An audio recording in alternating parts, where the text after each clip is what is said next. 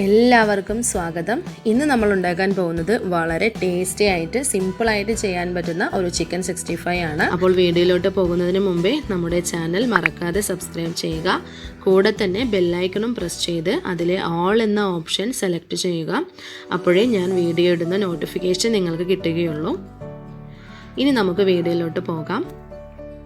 അതിനാവശ്യമായി ഞാനിവിടെ 1 kilo chicken കഴുകി വൃത്തിയാക്കി വെച്ചിട്ടുണ്ട്. അതിൻ്റെ കൂടെ തന്നെ കട്ടിയായ തൈര് ആവശ്യമുണ്ട്. ഒരു 3 ടേബിൾ സ്പൂൺ മതിയാകും.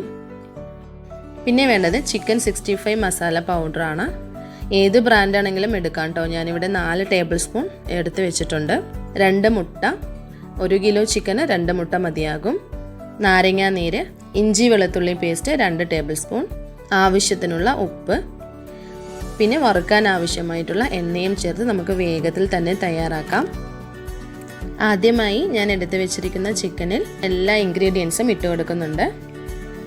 ആദ്യം നമുക്ക് 3 ടേബിൾ സ്പൂൺ തൈര് ഇട്ട് കൊടുക്കാം.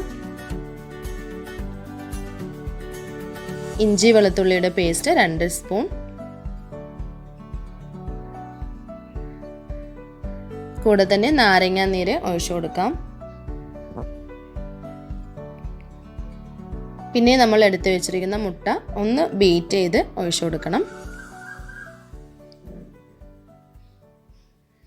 അതിനുശേഷം ചിക്കൻ 65 മസാല ഒരു 4 ടേബിൾ സ്പൂൺ ഇട്ട് കൊടുക്കുന്നുണ്ട്.